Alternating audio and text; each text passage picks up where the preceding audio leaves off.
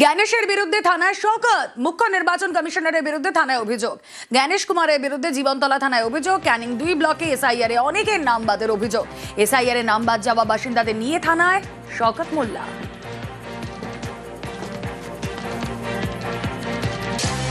আমার ক্যানিং পূর্ব বিধানসভা এলাকার যারা ভোটার আছে, নাগরিক আছে, তাদেরকে নিয়ে আজকে গণেশ কুমার নামে এফআইআর করলাম।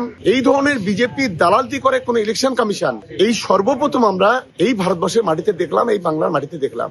সংখ্যালঘুদের ভোট কেটে বিজেপির হাতটাকে শক্তিশালী করার যে চক্রান্ত গণেশ কুমার করছে, আমি মনে করি এই চক্রান্ত বাংলার মানুষ তাকে সফল হতে দেবে না। আমি গণেশ কুমারকে এটাই বলবো যে মানুষের তাদের নাগরিকত্ব নিয়ে, মানুষের ভোটাধিকার নিয়ে আপনি ছিনিমিনি খেলা করবেন না, এটা আমার অনুরোধ আপনাদের কাছে। এসআইআর এর চরম উদ্বেগে পানিহাটির ভোটার। কেন? কারণ 2002 এর ভোটার লিস্টে নাম থাকলেও জোটেনি এসআইআর ফর্ম। অভিযোগ, বারবার আবেদনের পরও সহযোগিতা করেননি বিএলও।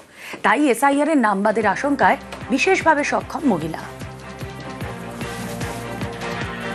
2002 সালে নাম থাকাকালেও আমার ফর্ম আসেনি, লিস্টে নাম আছে। এসআইআর এর ফর্ম তো পাইনি আমি। বিএলও বলছে আজ না কাল, কাল না পরশু। আমার নামটা কেটে দেওয়া হলো কেন? কি কারণে আমি ফর্মটা পেলাম না? 80 সাল থেকে আমি ভোট দিই, কেটে দিল। আমি খুব আতঙ্কিত, ভয়ে আছি। আমি হাঁটতে পারি না, চলতে পারি না। তারা তো আমাকে, তাদের কাছে সাহায্য চাইছি, তারা কোনো রকম আমাকে সাহায্য করছে না। কাউন্সিলরকে জানিয়েছি, 30 নম্বর ওয়ার্ড। আমি জায়গা পরিবর্তন করেছি, সেখানেও আমি গেছি, কিন্তু তারা কেউ আমাকে কোনো রকম গুরুত্ব দিচ্ছে না। আমি কি সামনে বিধানসভায় ভোট দিতে পারবো না? নাম থাকলেও কেন দেওয়া হলো না ফর্ম? এসআইআর ফর্ম না মেলায় সাহায্য করা সম্ভব নয় বলে সাফাই বিএলও। ওনার নামে ফর্ম আসেনি, তাই আমি দিতে পারিনি। ওনাকে বলেছি তো। এটা কি নির্বাচন কমিশনের তরফ থেকে কোনো সমস্যা হয়েছে? আমি তো বলতে পারবো না। আমার কাছে যে কজন ফর্ম এসছে আমি প্রত্যেককে দিয়েছি, প্রত্যেককে প্রচুর প্রচুর সহযোগিতা করেছি। আমাকেও সেটা বলেছে। নামবাদের দায় কার, সদুত্তর নেই বিএলওর কাছে। এই নিয়ে তুঙ্গে তরজা। না, এটা তো খুব অন্যায়। বিএলওরও হোক আর ইয়ারও হোক, যারাই এটা করছে ভীষণ অন্যায় করছে।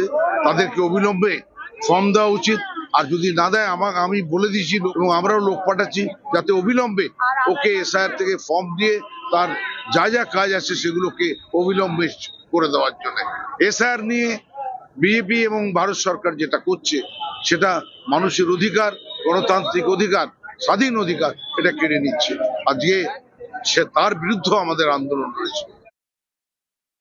একজন জনপ্রতিনিধি হিসেবে এটা তো ওনার দায়িত্ব, ওনার যারা কাউন্সিলর আছে এলাকায় এলাকায় তাদের দায়িত্ব এটা দেখে নেওয়া যে বিএলওরা সঠিকভাবে সবার কাছে পৌঁছাতে পারছে কি। যদি না কারোর কাছে পৌঁছাতে পারে, সে যেন সঠিক নথি পায়, তার যেন নাম ওঠে, এটা দেখার তো এলাকার কাউন্সিলর, এলাকার বিধায়কের দায়িত্ব। আমরা আমাদের মতন যথাযথ চেষ্টা করে অনেককে সহযোগিতা করেছি। এই সহযোগিতাগুলো ওরাও রাস্তায় নেবে, করুক। ভোট এসছে, এখন শুধু বিজেপিকে দোষারোপ করতে হবে সবকিছুতে। সে কারণে সবকিছুতেই যদি বিজেপির দোষ দেখে তাহলে তো হবে না। নির্বাচিত জনপ্রতিনিধি হিসেবে নিজের দায়িত্বটা আগে পালন করুন। মাত্র 5 মাসের ব্যবধান, 5 মাসের ব্যবধানে 2 ছেলের জন্ম।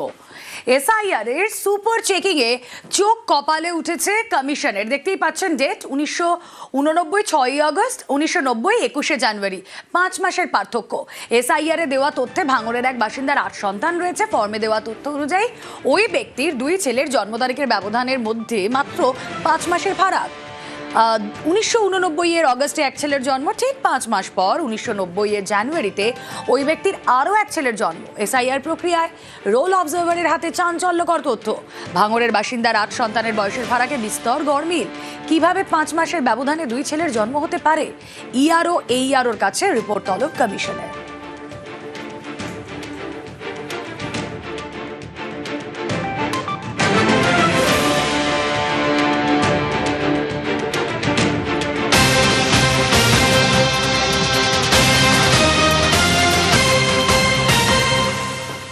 দুয়ারে রেশনকে ব্লিঙ্কিটের সঙ্গে তুলনা বিচারপতির। গ্রাহকের বাড়িতে রেশনে অসুবিধা কোথায়? ডিলারদের প্রশ্ন সুপ্রিম কোর্টের বিচারপতি।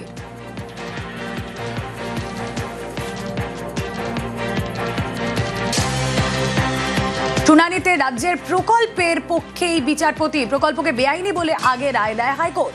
সেই রায়কে সুপ্রিম কোর্টে চ্যালেঞ্জ করে রাজ্য। 3 বিচারপতির বেঞ্চে গতকাল দুয়ারে রেশনের বিরোধিতা। ওয়ান নেশন ওয়ান রেশনের যুক্তিতে সওয়াল ডিলারদের। বাড়ি বাড়ি গিয়ে রেশন বিলি সমস্যা বলে সওয়াল করেন তারা। ডিলারদের বাড়তি ভাতার প্রসঙ্গ তুলে পাল্টা সওয়াল রাজ্যে।